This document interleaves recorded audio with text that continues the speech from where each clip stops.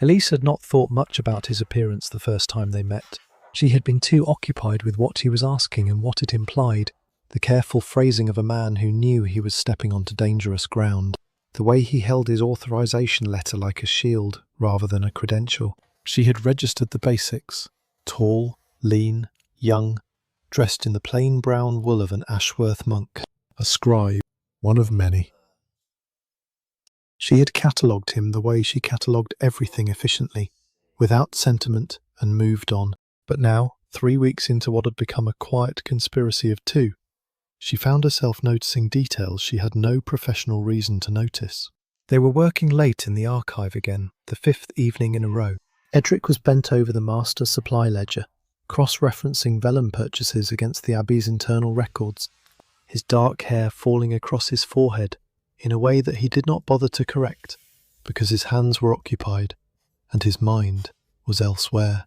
The single oil lamp cast warm, unsteady light across the desk, and in that light, his face had a quality that Elysse could only describe as focused stillness, the particular expression of a person for whom concentration was not effort, but a natural state, the way breathing was a natural state, or gravity. She noticed his hands. They were not the soft, ink-stained hands she had expected of a lifelong monk. They were a carpenter's son's hands, broad across the palm, with strong fingers that suggested an earlier life of wood and tools, but refined by 13 years of holding a quill. The callus on his right middle finger was pronounced, almost polished, a scribe's mark worn the way a knight might wear a scar. His fingers moved across the ledger pages with a precision that was, she had to admit, rather beautiful to watch. She noticed his eyes. They were hazel, a colour that shifted between grey-green and warm brown, depending on the light, and that seemed, in the lamplight of the archive, to settle on something closer to amber. They were not remarkable in themselves. What was remarkable was what they did. When Edric looked at something, truly looked, with the full weight of his attention, there was an intensity to his gaze that made the object of his scrutiny feel significant, important, seen. Elysse had watched him examine a supply receipt with the same focused gravity that another man might bring to a love letter or a battle plan, and she had thought, this is a man who takes the world seriously, one detail at a time. He was not handsome in the way that knights or princes were handsome, not broad, not commanding, not built to fill a doorway, but there was something in his stillness that drew the eye, the way a single steady flame draws the eye in a room full of guttering candles. She realised she was staring.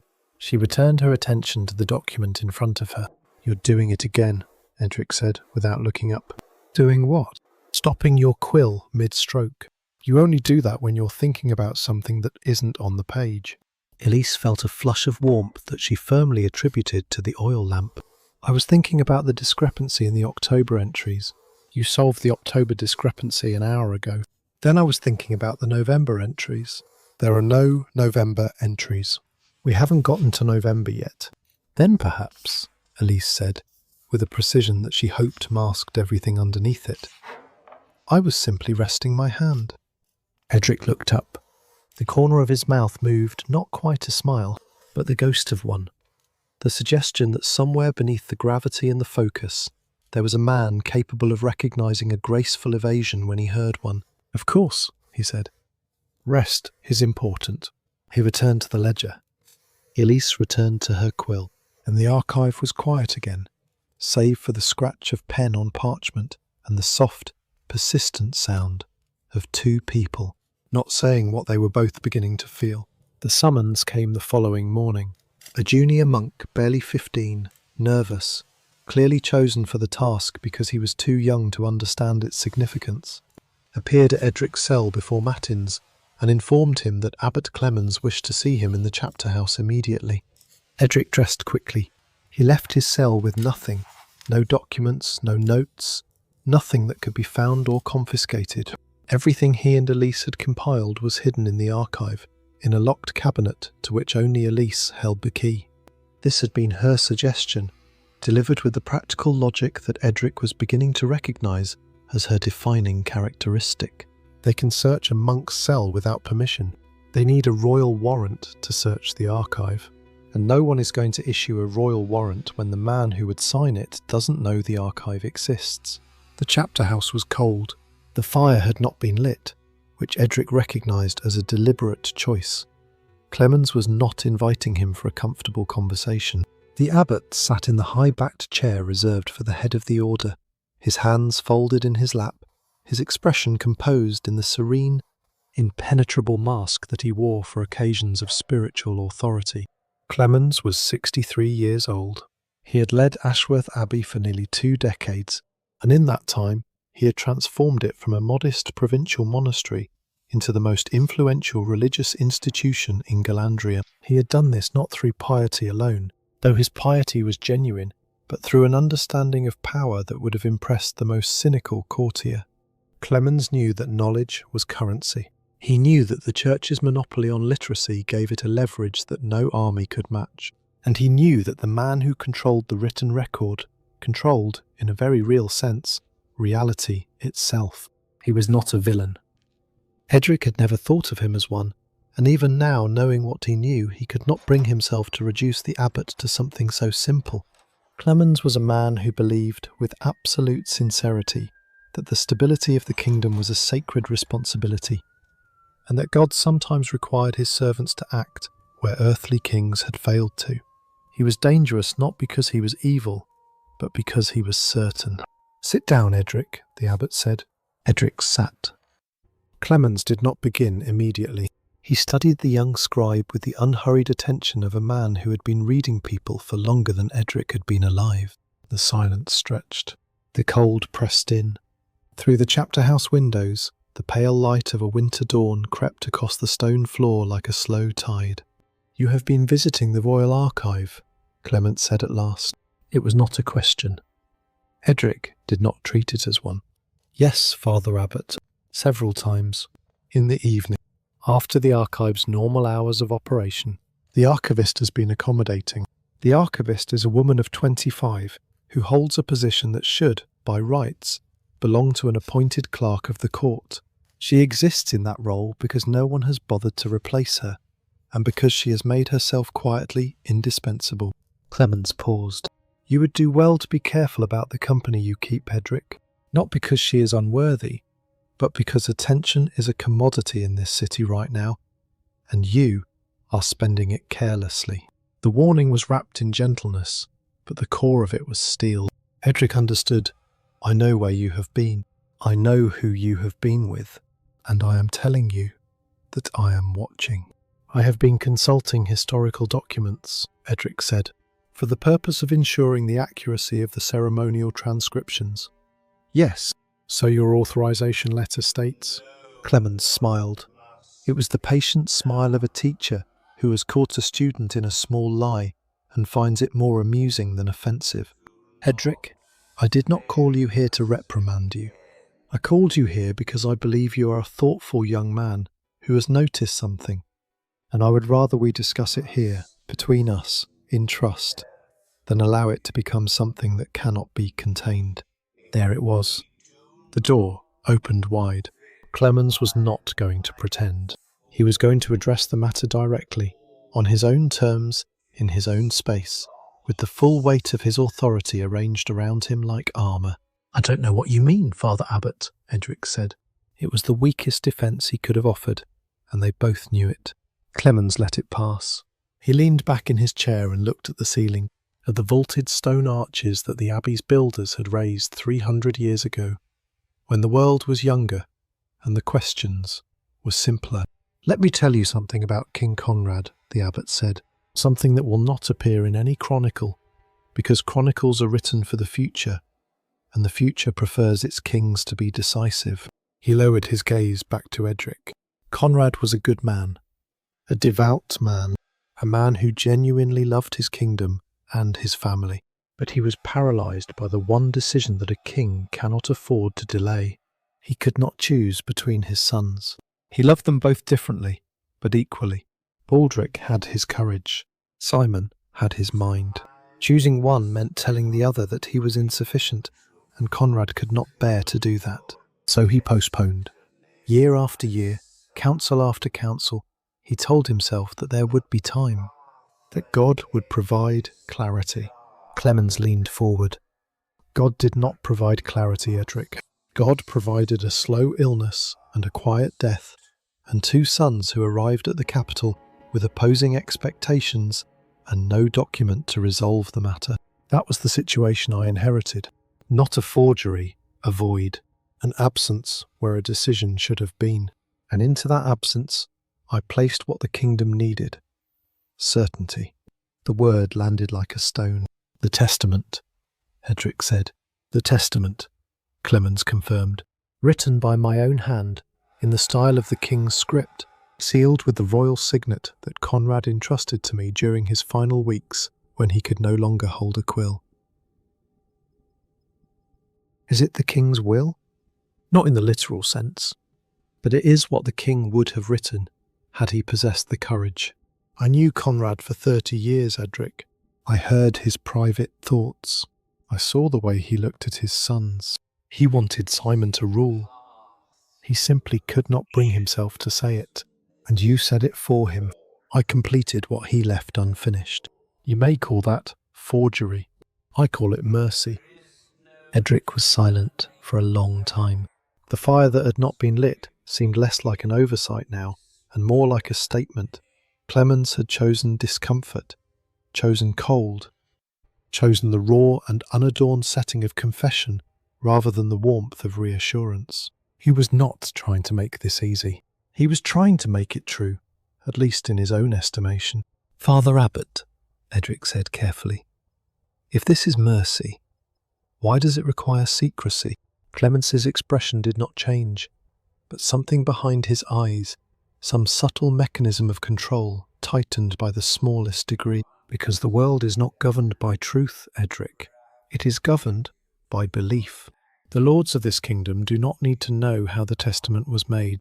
They need to believe that it is real, and that belief, that is what holds the kingdom together. If I stand before the court and say, your king could not choose, so I chose for him, what happens? Baldric marches south. Simon's support collapses. The church's authority is shattered. And tens of thousands of people, farmers, merchants, mothers, children, are caught in the middle of a war that serves no one. He paused, letting the weight of it settle. I did not do this for power, Edric. I did not do this for the Abbey. I did this because someone had to, and I was the only one in a position to do it. You may judge me for that. Perhaps history will judge me for that. But the mothers who do not lose their sons to civil war, they will not judge me. They will simply go on living, which is all I ever wanted for them. It was, Edric had to admit, the most persuasive argument he had ever heard for a lie. It was not crude or self-serving. It was the argument of a man who had weighed the cost of truth against the cost of deception, and concluded sincerely, perhaps even correctly, that deception was the lesser evil. It was the kind of argument that made you want to agree, not because it was right, but because the alternative was so terrible that rightness seemed like a luxury the world could not afford. And then Clemens made his offer. I want to appoint you as the head of the royal scriptorium, the abbot said, under King Simon's reign. It is a position of great honour and considerable influence. You would oversee every document that bears the royal seal. You would be, in effect, the voice of the crown on parchment. Edric stared at him. I am offering you this because you deserve it, Clement said.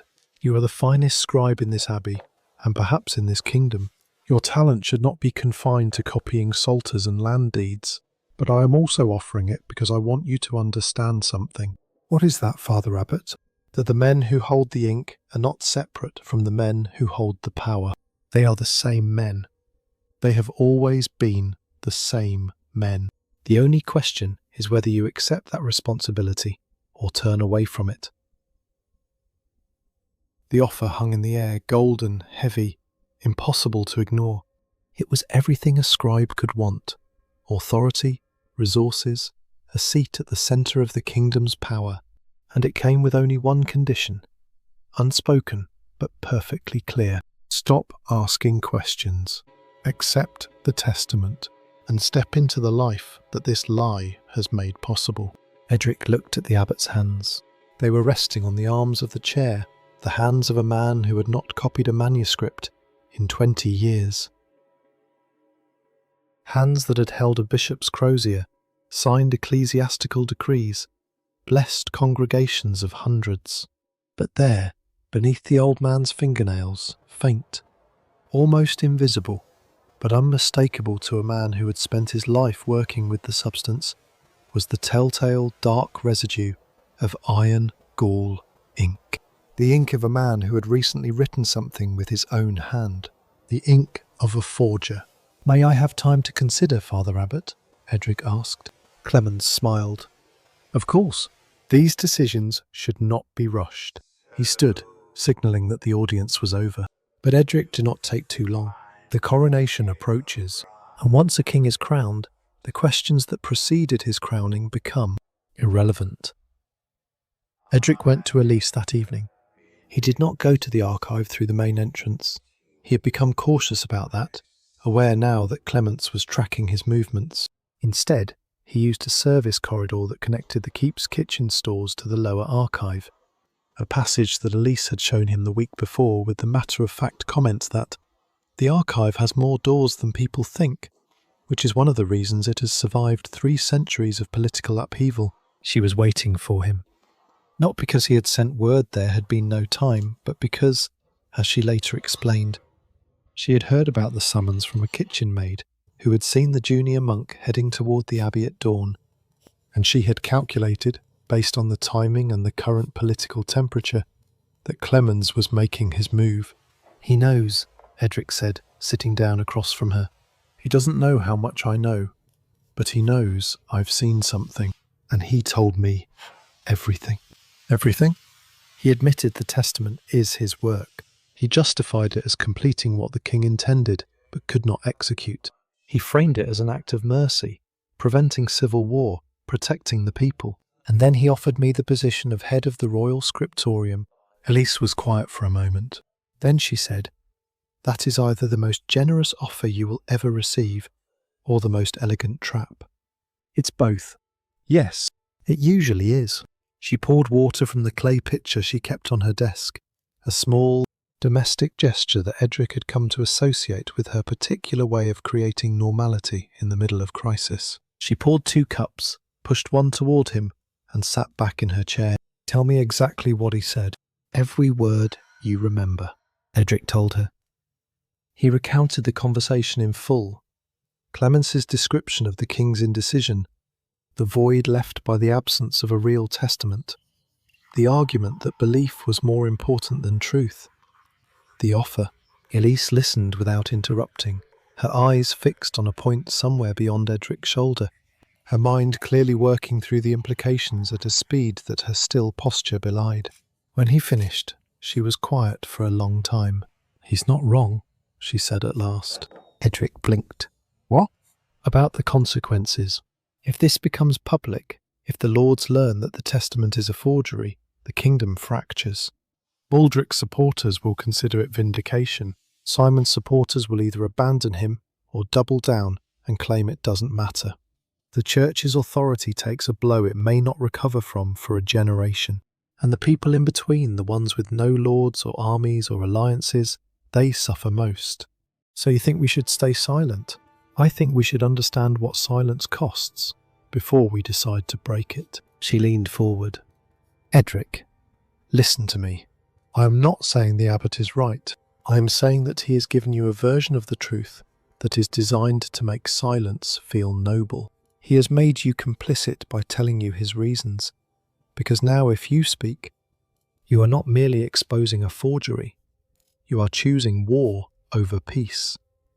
And that is a much harder thing to justify." Edric stared at her. "How do you do that?" "Do what?" "See the machinery behind things, the structure of what people are actually doing when they think they're just talking." Elysse picked up her water cup and held it between her hands. "I manage the Royal Archive. I have spent the last 8 years reading every letter, every contract, every treaty that has passed through this kingdom. After a while you stop reading the words and start reading the intentions behind them." She paused. "Words are the most common weapon in this kingdom, Edric. More common than swords, and considerably more dangerous. You sound like Clemens. No, Clemens uses words to build realities. I use them to see through realities. The difference matters. The oil lamp flickered between them. Outside the archive's narrow windows, the night was absolute. No moon, no stars, just the heavy darkness of a Galandrian winter pressing against the stone. Inside, the small circle of lamplight held them like a cupped hand.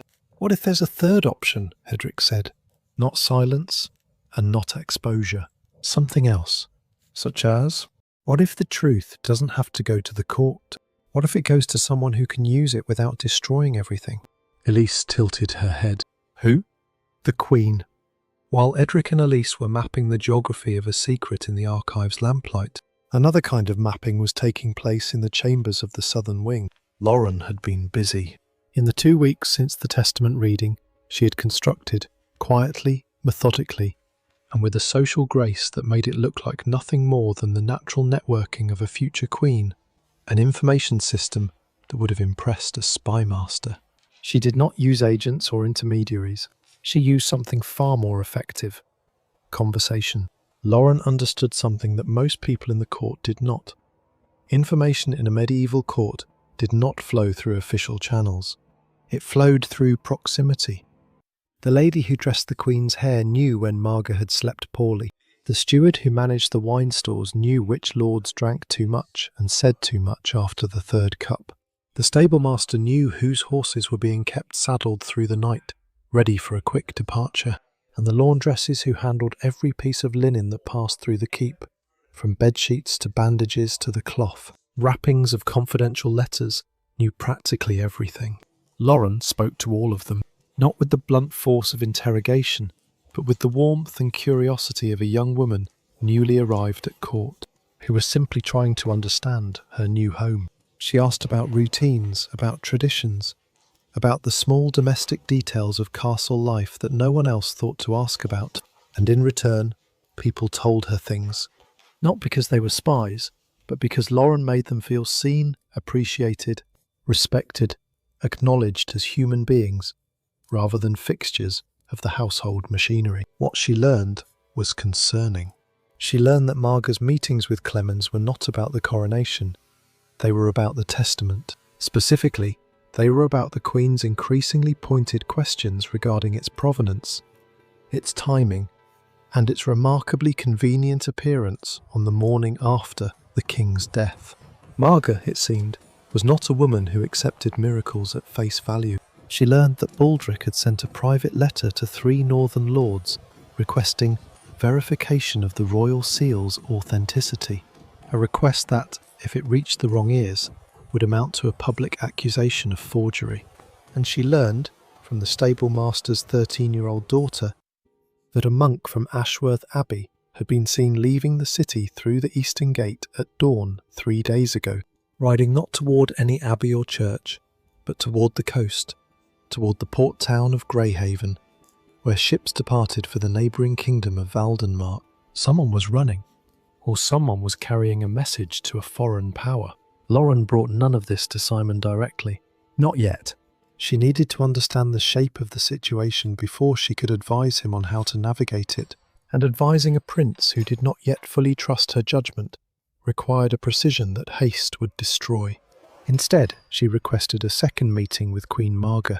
This time, it was not the formal courtesy call of a future daughter-in-law. Lauren arrived without Agnes, without ceremony, and with a single question that she delivered, standing in the doorway of Marga's private chamber before the Queen had even invited her in. "Your Grace, do you believe the testament is genuine?" Marga looked at her for a very long time. The Queen's face was, as always, unreadable a surface, as smooth and giving as polished stone. But something moved behind her eyes, a flicker of calculation, as though she were weighing the cost of honesty against the cost of another careful lie. "Close the door," Marga said. Lauren closed the door. "Sit down." Lauren sat. Marga studied the young woman before her, this southern lord's daughter, who had arrived as a clause in a trade agreement and was now sitting in the Queen's private chamber, asking the single most dangerous question in the kingdom. "You are either very brave or very reckless," Marga said. I am very practical, Your Grace. My future husband is about to be crowned king on the strength of a document that half the kingdom doubts. If I am going to stand beside him, I would prefer to know what I am standing on. And if the ground is not solid, then I would prefer to know that too. Solid or not, the ground is where we are. The question is what we build on it. Margot was quiet for a long moment. When she spoke, her voice had lost the formal distance of a queen addressing a courtier. It was softer, more tired, more human. I have been married to Conrad for 28 years, she said. I knew his mind better than anyone alive. And I will tell you this, Lauren, because I think you are someone who can carry it. My husband did not write that testament. I knew it the moment Clemens presented it. The words were too clean. The decision was too clear. Conrad was many things, but he was never, in his entire life, clean and clear about his sons. Lauren absorbed this without visible reaction. Then she asked the question that mattered. Does anyone else know that you know? Clemens suspects. He has been trying to determine how much I have guessed, which is why he keeps requesting meetings. He is managing me, Lauren, the way a shepherd manages a sheep that has wandered too close to the cliff. And your sons? My sons are too busy preparing to destroy each other to notice that the foundation of their quarrel does not exist. Margot's voice carried a bitterness that Lauren recognised. The bitterness of a woman who had spent decades being the most capable person in the room and the least consulted. Your Grace, Lauren said, if you know the testament is forged, you hold more power right now than anyone in this kingdom, including Clemens, including your sons. The question is not whether you act, but when and how. Margot looked at her, really looked, with the piercing assessment of a woman who had been evaluating allies and enemies for 3 decades. You are not what I expected, the Queen said. No one ever is, Your Grace. That is generally an advantage. For the first time in weeks, something that might have been a smile crossed Queen Margot's face. It was brief, it was controlled, but it was real. Come back tomorrow evening, Margot said, and tell no one. Not Simon, not your father, no one. Yes, Your Grace. And Lauren, Your Grace, if you are going to be my son's queen, you should know the crown is not the heaviest thing in this castle. The heaviest thing is knowing what no one else knows and deciding what to do with it. Lauren rose, curtsied, and left. In the corridor outside, she paused and took a single, controlled breath. Her hands, hidden in the folds of her dress, were trembling. Not from fear, from the understanding that the game she had been observing from the edges had just invited her to the centre of the board. That same night, in the northern camp outside the city walls, Baldric sat in his command tent with Henrik across from him and a map of Galandria spread between them. They were not planning a war. They were planning for the possibility that war might find them regardless. The southern lords are consolidating behind Simon, Henrik reported. The merchant guilds have extended credit lines to the crown. The Bishop of Calworth has issued a pastoral letter endorsing the testament. Your brother's position strengthens every day that passes without challenge. And our position? Holds. The northern lords are loyal. The knightly orders are with you, but loyalty without a cause to rally behind is just men standing in a field.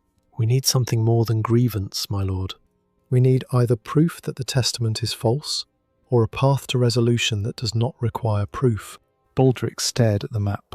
His eyes traced the Ashrain River, the ancient boundary between north and south, the line that his army had crossed a week ago. The line that, once crossed under arms, could not be uncrossed without either victory or humiliation. Henrik, he said, do you think my father wanted me to rule? Henrik considered the question with the seriousness it deserved. I think your father wanted you to serve. Whether that means ruling or defending, I do not think he ever decided. That is the most diplomatic non-answer you have ever given me. I learned diplomacy from watching you fail at it, my lord. Baldric almost laughed. Almost. What would you do, old friend, if you were in my position? Henrik was quiet for a moment. Then he said something that would stay with Baldric for the rest of his life. I would ask myself whether I want the crown because I believe I should have it, or because I cannot bear the thought of someone else wearing it. Because those are two very different reasons, my lord, and they lead to two very different kingdoms. Baldric did not answer. He stared at the map until the candles burned low, and Henrik eventually retired to his own tent, and the camp settled into the uneasy quiet of 1,000 men, waiting for a decision that had not yet been made. And in the city below, in the cold and cluttered archive of Eilendor Keep, Edric and Elysse sat in the lamplight and said nothing for a long time.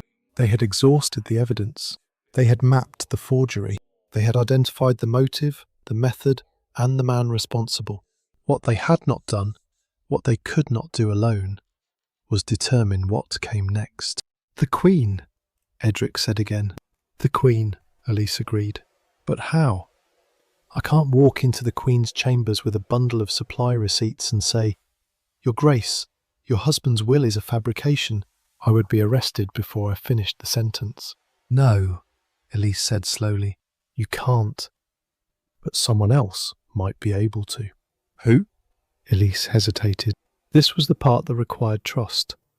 Not the intellectual trust of sharing evidence, but the personal trust of admitting that she had been doing her own quiet work beyond what they had agreed upon. "There is a woman in Simon's entourage," she said. "His betrothed. Lady Lauren of Ashwick. She has been visiting the archive, not this section, but the trade records upstairs. She said she was researching southern tax precedents for the transition, but the questions she asked were too specific, too targeted. She was not researching taxes. She was researching the court, mapping who controls what, who owes what to whom, which families have historical disputes with the Abbey. You think she suspects something? I think she is the kind of person who suspects everything until she can confirm it. And I think she is the only person in this castle, besides the Queen, who has both the access and the intelligence to carry this to where it needs to go." Edric looked at her. "You've been watching her." "I watch everyone who enters this archive. It's my job." A pause. "But yes, I've been watching her more carefully than most." "Why didn't you tell me?" "Because I wasn't sure, and I would rather be late and right than early and wrong." There was a quality to her voice that Edric had come to recognise, the careful, measured tone of a woman who had learned, through years of occupying a position that the world had not designed for her, to be precise about what she knew and honest about what she didn't. It was, he thought, one of the most admirable things about her. In a kingdom full of people who spoke with more confidence than their knowledge warranted, Elysse calibrated her certainty like a goldsmith calibrated a scale. "If we approach Lauren," Edric said, "we lose control of the secret. It stops being ours." "It was never ours, Edric. It belongs to the kingdom. We've just been keeping it safe until we found someone who could carry it further than we can." He nodded slowly. Then he reached across the desk, not for a document, not for a ledger, but for her hand. He did not take it. He simply placed his own hand beside hers on the wooden surface, close enough that their fingers almost touched, and let the gesture speak for itself. "Whatever happens next," he said, "I want you to know that I could not have done any of this without you. Not just because of the records or the archive or the supply logs, because of you. Because you saw the truth when no one else was looking, and you chose to keep looking anyway." Elysse did not move her hand. She did not pull it away. She let it rest where it was, a quarter inch from his, in the space between evidence and feeling, between the professional and the personal, between the world as it was and the world, as it might someday, if they survive this, become. "You should get back to the Abbey before matins," she said quietly. "If you miss the morning office again, someone will notice." "I know. And tomorrow, we find a way to reach Lauren." "I know." He stood. He gathered his papers, the ones that were safe to carry, the routine scribal work that justified his late hours. At the door he paused. "Elysse." "Yes?" "The archive is warmer than the Abbey." She looked at him, and this time the warmth in her face was not brief, not controlled, not hidden behind the careful architecture of professionalism. It was simply there, open, honest, and more frightening to both of them than anything Abbot Clements could have threatened. It has a better lamp too, she said. Edric smiled a real smile, the first in weeks that was not weighed down by secrets and consequences, and stepped out into the corridor. The door closed softly behind him, and in the archive, Elysse sat alone with the lamp and the ledgers and the fading warmth of a conversation that had, somewhere in its middle, stopped being about parchment and started being about something else entirely. Outside, the city slept. The northern camp smouldered with 1,000 low fires. The keep rose above it all, dark and silent, holding within its walls a queen who knew the truth, a prince who feared it, a prince who didn't know it existed, a young woman who was learning to weaponize it, and an abbot who believed sincerely, dangerously, that he had done the right thing. And somewhere between all of them, in the space between the scriptorium and the archive, between ink and parchment, between duty and desire, a scribe walked home through the winter dark, carrying no documents, no evidence, no proof of anything, only the memory of a hand almost touching his, and the growing, terrifying conviction that the most important choice of his life was no longer whether to speak or stay silent. It was who to trust with the words when he finally did. The connection between Elysse and Lorraine was made not through letters, not through intermediaries, not through any of the formal channels that the court's surveillance would have caught. It was made through candles. This requires some explanation. The Royal Archive consumed candles at a prodigious rate. The chamber had only 4 narrow windows set high in the stone walls, and even on the brightest days, artificial light was necessary for anyone attempting to read the faded ink on centuries-old documents. Elysse went through approximately 12 tallow candles per week, which she requisitioned from the keep's household stores every Monday morning. It was a routine so mundane, so perfectly invisible, that no one, not the steward, not the guards, not even Clemence's network of quiet observers, ever thought to pay attention to it. Lauren, meanwhile, had made a habit of visiting the household stores herself, not for candles, but for writing materials, fine parchment, quality ink, the small necessities of a noblewoman maintaining correspondence with her family in the south. It was during one of these visits that she and Elysse first exchanged more than passing pleasantries. The household storeroom was managed by a woman named Berta, a stout, no-nonsense widow of 60, who had held the position for 2 decades and who possessed, as a consequence, an encyclopedic knowledge of every item that entered or left the keep's domestic supply chain. Berta liked Elysse, whom she considered sensible. She was reserving judgment on Lauren, whom she considered suspiciously well-informed for a woman who had been in the castle for less than a month.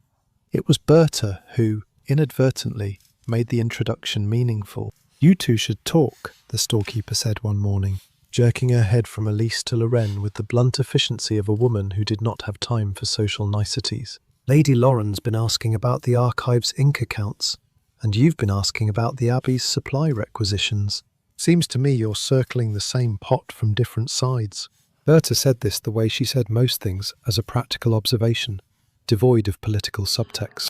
She had no idea what she had just done. She simply thought 2 intelligent young women with overlapping administrative interests should stop wasting her time asking her separately what they could figure out together. Elysse looked at Lauren. Lauren looked at Elysse. And in the brief silence that followed, something passed between them. Not words, but recognition. The same recognition that Elysse had felt when Edric first asked for the signature register. The recognition that the person standing across from you is looking for the same thing you are, and knows exactly how dangerous that search is. "I would welcome that," Lauren said, with a smile that was warm on the surface and calculating underneath. "As would I," Elysse replied, with a smile that was polite on the surface and evaluating underneath. They arranged to meet in the archive the following afternoon. Berta went back to counting soap and thought no more of it. The meeting took place on a Thursday, in the upper gallery of the archive, a mezzanine level that Elysse used for storing less frequently accessed records, and that had the advantage of being invisible from the main entrance below. Edric was not present. He and Elysse had agreed that the first contact with Lauren should be Elysse alone. Two women discussing archive business attracted no attention. A monk joining them would raise questions. Lauren arrived precisely on time, wearing a simple dress of dark green wool that was expensive enough to signal her status, but modest enough to avoid drawing the eye. She carried a leather writing case and a list of questions about Southern trade records that would serve as her cover if anyone asked. No one asked. No one was watching. The upper gallery was, as Elysse had calculated, perhaps the least observed space in the entire castle. They dispensed with pleasantries quickly. Lauren was not a woman who believed in approaching a subject from a distance when a direct line was available, and Elysse had already decided, based on her weeks of quiet observation, that indirection would insult Loren's intelligence. "You've been researching more than trade records," Elysse said. "Yes," Lauren said. "You've been mapping the court's power structure. Who controls what? Who owes what? Who benefits from the current succession and who loses?" "Yes, and you've come to certain conclusions about the testament." Lauren set down her writing case. She folded her hands in her lap. "I have come to certain questions about the testament. I do not yet have conclusions because I have not yet seen the evidence, which is why I suspect you invited me here." Elysse respected directness, and this was very direct indeed. She made a decision, the kind of decision that, once made, could not be unmade. "What I am about to tell you," Elysse said, "I am telling you because I believe you are in a position to act on it in a way that I cannot. I am a commoner who manages an archive. You are the future queen of half this kingdom. The information is the same regardless of who holds it, but the weight it carries depends entirely on whose hand delivers it. I understand, and I need you to understand something else. I am not doing this for Simon. I am not doing this for Baldric. I am doing this because the truth exists, and someone with the power to use it wisely needs to know it." Lauren studied her for a long moment. "You sound like someone who has been carrying this for a while." "I have not been carrying it alone." The scribe, Edric. Elysse did not confirm or deny this. She did not need to. Lauren had already assembled the pieces, the abbey scribe who visited the archive after hours, the supply records that Elysse had been cross-referencing, the quiet intensity of two people working together on something that neither of them could discuss openly. "Tell me," Lauren said. And Elysse told her. She told her about the cracked seal, about the too perfect handwriting, about the vellum requisitioned 3 weeks before the king's death, about the 4 sheets of royal-grade parchment when only one was used, about the king's tremor, visible in every authenticated signature from the last 2 years of his life and entirely absent from the testament, about the gap in the visitor logs, about the ink under Clemence's fingernails. She told her all of it, methodically, precisely, the way an archivist presents a case built on documents and evidence, rather than speculation and rumour. She did not editorialise. She did not tell Lauren what to think. She laid out the facts the way she would lay out a collection of maps. Here is the terrain. Here are the landmarks. Here is the path that leads from one point to the next. When she finished, Lauren was silent for a full minute. Not the silence of shock. Loren was not a woman who was easily shocked, but the silence of integration.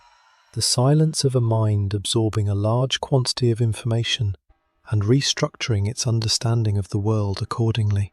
"The abbot confessed to Edric," Lauren said finally, directly. "He framed it as justification, not confession. He believes he acted correctly. He offered Edric a position in exchange for silence." "And Edric refused?" "Edric asked for time." "Which is its own kind of refusal." Lauren nodded slowly. "The Queen knows." "You believe so?" "I know so. She told me herself.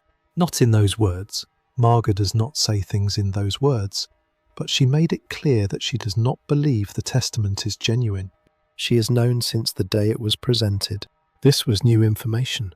Elysse absorbed it with the same measured calm that she had maintained throughout. "Then we are not revealing a secret. We are confirming one." "Yes, but confirmation changes everything. Right now, Marga's suspicion is private. It has no evidentiary weight. What you and Edric have assembled gives it substance. It turns intuition into proof. Lauren paused. And proof is the only thing that can end this without a war. Or start one. That depends entirely on who wields it. They looked at each other across the dim gallery, two young women, separated by every accident of birth and station that the medieval world could devise, united by the simple and dangerous fact that they were both, in their own ways, too intelligent to pretend they did not see what was in front of them. "I will speak to the Queen," Lauren said. "Not today. I need to think about how to present this. Marga is not a woman who responds well to being told things. She needs to arrive at decisions on her own terms, or she will resist them on principle." "I understand. And I will need something from you. Something physical. A piece of evidence that I can put in Marga's hands. Something she can see and touch and verify for herself. Not the supply records, not the requisition logs. Something that speaks for itself." "The signature register," Elysse said. "The king's authenticated handwriting beside the testament. Can you arrange that?" "I can arrange for the Queen to visit the archive personally. A private consultation regarding her late husband's personal papers. It would be unusual, but not unprecedented. Queens have accessed the archive before. I can have the relevant documents prepared." Lauren stood. She smoothed her dress. She picked up her writing case. And then she did something that surprised Elysse. She extended her hand. It was not a gesture common between women of different stations. It was the gesture of an equal offering partnership to an equal, and both of them understood the significance. Elysse took her hand. "Thank you," Lauren said, "for trusting me with this. Thank you for being someone worth trusting." Lauren smiled, and this time the warmth was not calculated. It was simply real. That evening, Edric returned to the archive. Elysse recounted the meeting in detail, and Edric listened with the particular, focused stillness that she had come to think of as his natural state. The quality of attention that made everything he listened to feel important, weighed, considered. When she finished, he was quiet for a moment. Then he said, "You trusted her." "I did." "How did you know you could?" Elysse considered the question. "Because she asked the right questions. Not, 'Is the testament real?' She had already answered that for herself. She asked, 'Who else knows, and what evidence exists?' Those are the questions of someone who is thinking about consequences, not just truth. And consequences are what we need someone to think about right now." Edric nodded. "Then the next step is the Queen." "Yes, but there is something else we need to find first." "What?" "The King's real letter. The one Clemens mentioned, the confession. The appeal for the Church to mediate between his sons. If it exists, it is the most important document in this kingdom, because it proves not just that the testament is forged, but that the king specifically did not name an heir. Clemens told you about it. That means he either destroyed it or kept it." "Why would he keep it?" "Because Clemens is not a fool. A forger who destroys all evidence leaves himself no protection if circumstances change. But a forger who keeps the original has leverage. He can always claim he was acting on the king's implicit wishes with the letter, as proof that the king wanted something done, even if he never specified what. The letter is Clemens's insurance." Edric stared at her. "You think it's in the abbey. I think it's in the one place in the abbey that no one enters without the abbot's permission. The sealed vault beneath the chapter house." "I know the vault. It's where the abbey keeps its most sensitive documents, papal correspondence, property deeds, donation records from the founding families. It's locked with 2 keys. Clemens holds one. The prior holds the other. Can you get access?" Edric thought about this for a long time. The vault was not impregnable. No medieval lock was truly impregnable. But it was watched, and any unauthorized entry would be noticed. Clemens was already suspicious. The margin for error had narrowed to almost nothing. "Brother Wendell," Edric said suddenly. "The other scribe? The one who helped with the forgery? Clemens told me the testament was written by his own hand, but that's not entirely true. The abbey's supply records show that the practice sheets were handled by 2 different people. The vellum scraps in the waste bin had 2 distinct sets of knife marks where errors were scraped away. Clemens provided the direction, but Wendell did at least part of the actual writing. He's the best forger in the Abbey, better than Clemens, honestly. His hand is steadier. And Wendell has been deteriorating. I've seen it in the scriptorium. He barely eats. He doesn't speak during meals. He avoids the other monks. Last week I found him in the chapel at 3 a.m, kneeling in front of the altar, whispering something I couldn't hear. Guilt. Crushing guilt. Wendell is not Clemens.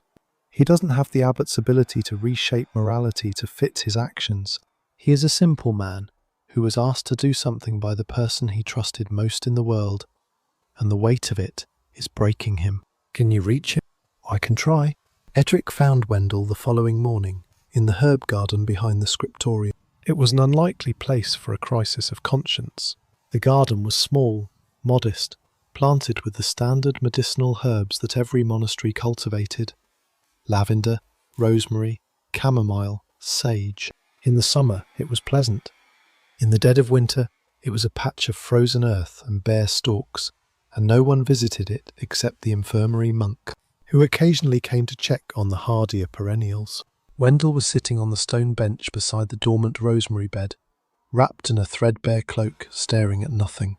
He was 58 years old, but he looked older, hollowed out, diminished, as though something essential had been removed from him, and the remaining structure was slowly collapsing inward. His hands, the famous hands of the Abbey's master calligrapher, the hands that could reproduce any script in Christendom with uncanny fidelity, were clasped in his lap, trembling. Edric sat down beside him. He did not speak immediately. He had learned in his years in the Abbey that silence was sometimes the most generous gift. You could offer a suffering man not the silence of indifference, but the silence of presence. The simple act of sitting beside someone and letting them know they were not alone. After a long time, Wendell spoke. His voice was a whisper, barely audible above the winter wind. He asked me to write it. Edric said nothing. He came to me in September, before the king was even bedridden. He said, "Wendell, I need you to study the king's hand perfectly. Every stroke, every flourish, every habit." I asked why. He said, "Because the time may come when the kingdom needs a document that the king cannot write himself." Wendell's hands trembled harder. I told myself it was a contingency, a preparation, that the king would recover, or that he would write his own will, and my work would never be needed. But the king did not recover, and the will was never written. And on the night Conrad died, Clemens came to me with a sheet of vellum and the royal signet and said, "It is time." He turned to look at Edric, and his eyes were red-rimmed and wet. I wrote it in 4 hours. The finest work of my life, and the worst thing I have ever done. Every letter perfect, every margin exact. And when I was finished, Clemens pressed the seal and said, "God will forgive us, Wendell, because we have saved his kingdom." And I believed him. For one night, I believed him. And now I cannot sleep. I cannot pray. I cannot hold a quill without seeing that parchment. I have written thousands of documents in my life, Edric. Charters, papal letters, histories, psalters, beautiful things, true things. And now all of it is overshadowed by one lie. The finest lie ever committed to vellum. Edric waited, and then, carefully, gently, he asked the question that matters. Wendell. The king wrote a letter to Clemens before he died. A real letter. A confession asking the church to mediate between his sons because he could not choose. Do you know where it is? Wendell closed his eyes. "The vault," he whispered. Clemens locked it in the vault the morning the king died. He told me it would never see daylight. He said it was the king's weakness, and that the testament was the correction of that weakness. Do you have access to the vault? A long, terrible pause. The prior holds the second key, Wendell said, but the prior is in Calworth visiting the bishop. He left his key with Clemens for safekeeping. Another pause. Clemens keeps both keys on a chain around his neck. He has not removed it since October. This was a problem, a significant one. Edric had hoped for a simpler path, a key left in a drawer, a lock that could be reasoned with. But Clemens was careful, and the weight of what he had done had made him even more careful. "There is another way," Wendell said, so quietly that Edric almost missed it. "What do you mean?" "The vault has a second entrance, a passage from the crypt below the chapter house. It was sealed during the renovations 40 years ago, but the seal is mortar, not stone. Old mortar. Crumbling." He opened his eyes and looked at Edric. "I know, because I tried to go there myself 3 nights ago. I stood in the crypt and looked at the wall and thought if I could just reach the letter, if I could just destroy it, then the lie would be complete, and I would not have to carry the knowledge that the truth still exists somewhere. But you didn't. No, because destroying the truth would be a second sin, and I am already drowning in the first." Edric placed his hand on the old man's shoulder. It was a simple gesture, not dramatic, not weighted with speeches or promises, just the pressure of one hand on another person's body, saying, "I see you. I understand. You are not alone in this." "Wendell," he said, "will you show me the passage?" The old scribe looked at him for a long time. His eyes searched Edric's face, looking, perhaps, for judgment, for condemnation, for the moral certainty of a younger man who had never been asked to compromise his principles by the person he trusted most. He did not find any of those things. He found only the steady, hazel-eyed gaze of a man who understood that the world was complicated, and that the people caught in its machinery deserved compassion, not contempt. "Tomorrow night," Wendell said, "after Compline, when the abbey sleeps." They went at midnight. The crypt beneath the chapter house was not a frightening place, despite what imagination might suggest. It was simply old, very old, dating from the abbey's founding 3 centuries earlier. The air was cool and dry, smelling faintly of stone dust and the ancient wooden coffins of long-dead abbots that lined the walls in their recessed niches. A single lantern carried by Edric cast a wobbling circle of light across the flagstone floor. Wendell led him to the far wall, a section of stonework that looked, at first glance, identical to every other section.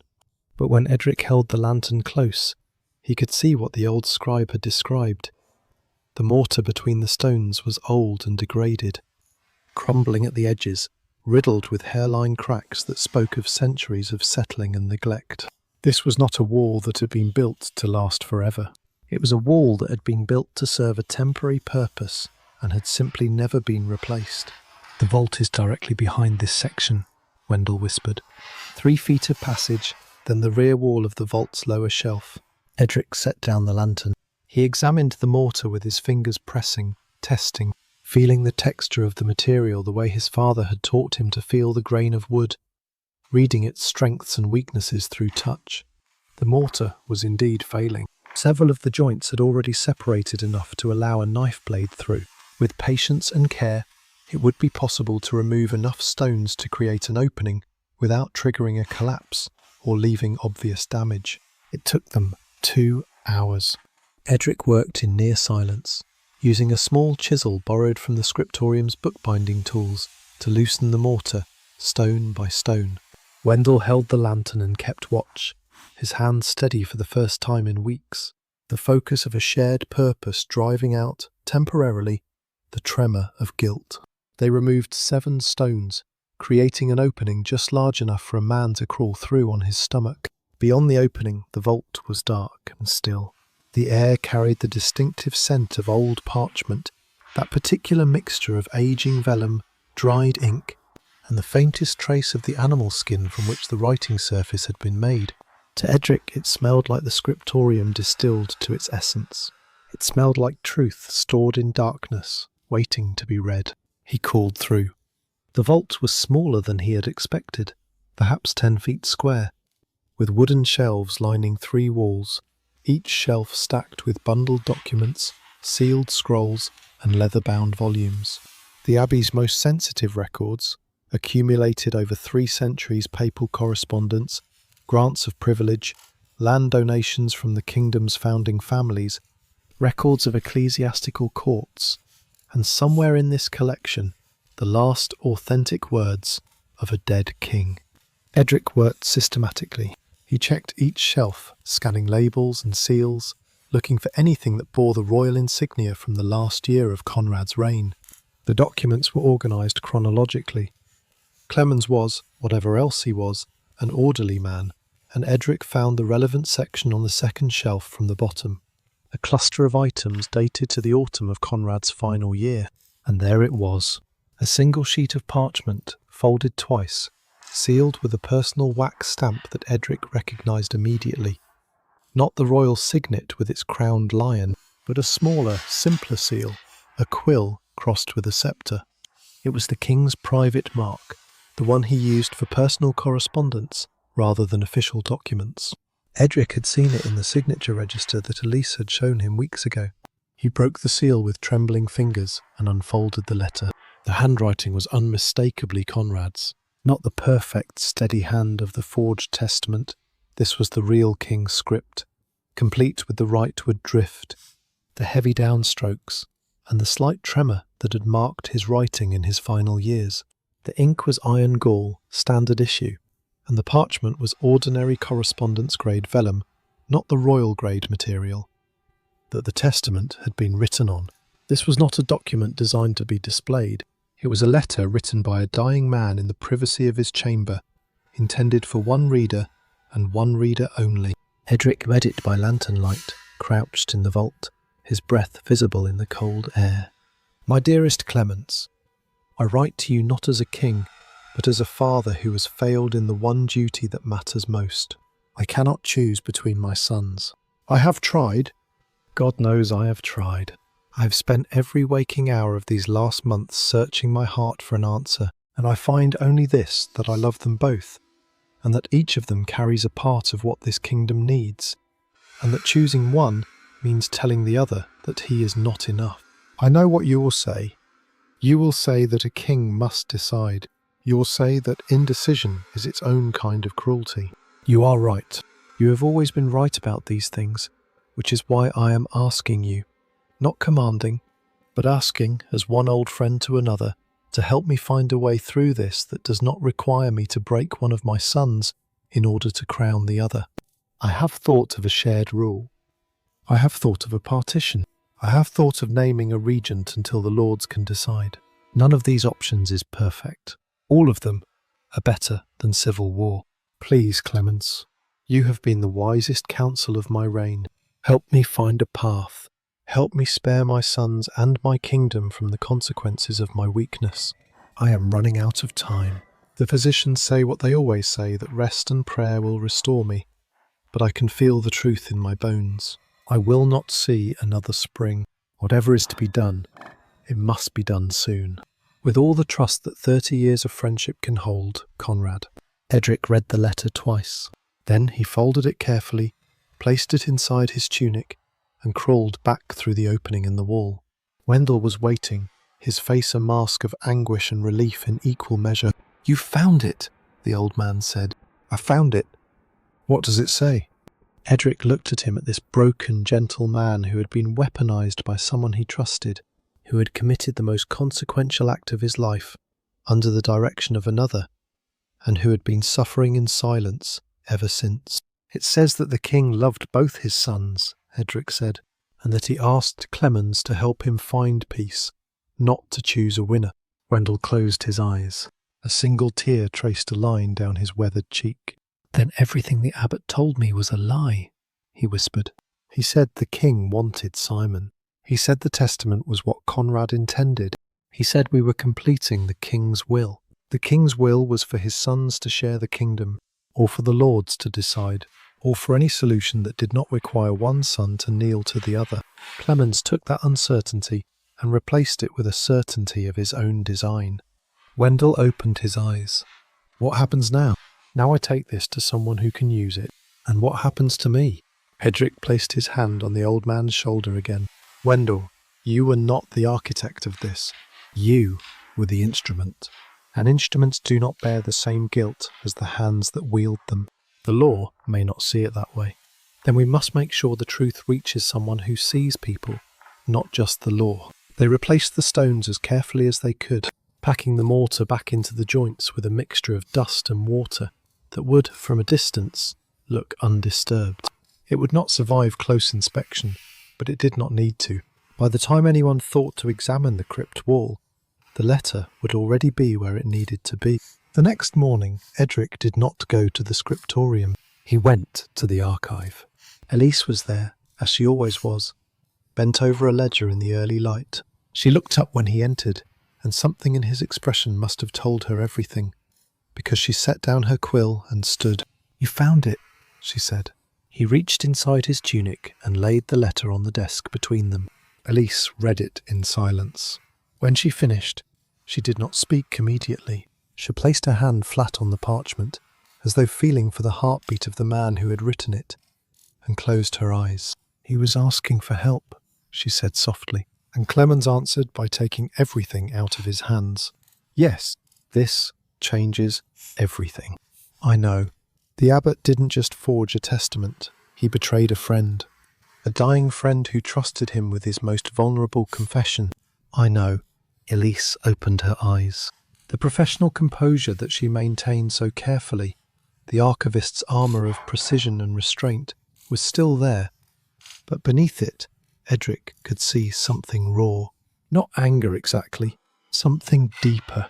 The particular grief of a person who has spent her life caring for the written word, and who has just seen the most sacred trust that words can carry, the trust between a writer and his reader, violated completely. "We need to copy this," she said. "The original goes to the Queen, but we keep a copy, hidden, in case anything happens to the original, or to us." Edric nodded. He sat down at Elysse's desk, took a fresh sheet of parchment from her supply, and began to write. His hand was steady. His letters were precise. He copied Conrad's words exactly, not in the king's hand, but in his own, with a notation at the top, indicating that it was a faithful transcription made by Edric of Ashworth on this date, witnessed by Elysse, keeper of the royal archive. When he finished, Elysse signed beside his name. It was, he realised, the first time he had seen her handwriting in a context that was not administrative. Her signature was elegant, confident, slightly more expressive than the careful script she used for ledger entries. It was the handwriting of a woman who, in a different world, might have been a scholar, a diplomat, a counsellor to the crown. In this world, she was an archivist, but the signature told a different story about who she truly was. Edric placed the original letter inside a salter's binding, the same hiding method he had planned for weeks. The confession tucked between layers of leather and linen, where a casual search would find only prayers. The copy went into Elysse's locked cabinet, alongside the supply records and the signature comparisons, and the entirety of their accumulated evidence. "Now," Elysse said. "Lauren." "Yes, now Lauren, but there was one more thing to account for." And it arrived that afternoon, in the form of an announcement that rippled through the abbey like a cold wind. Brother Wendell had left Ashworth. The official explanation was delivered by the prior's deputy during the midday meal. Brother Wendell, due to declining health and the recommendation of the infirmary monk, had been transferred to the monastery of St. Aldhelms in the Eastern Province, a remote house known for its healing gardens and its distance from anything of political consequence. He had departed at dawn, accompanied by 2 lay brothers and a cart carrying his personal effects. The transfer had been approved by Abbot Clemens.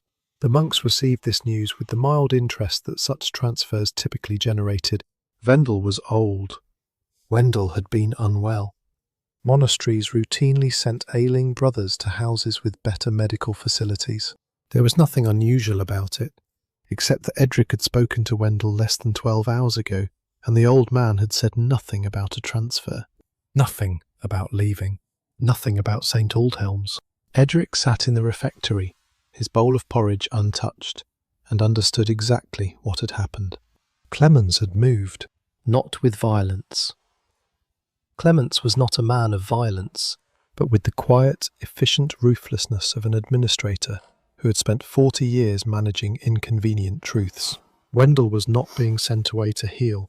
He was being sent away to disappear, placed in a remote monastery where no one would think to look for him, where his testimony would be inaccessible, where his guilt and his knowledge would be sealed behind hundreds of miles of bad roads and institutional silence.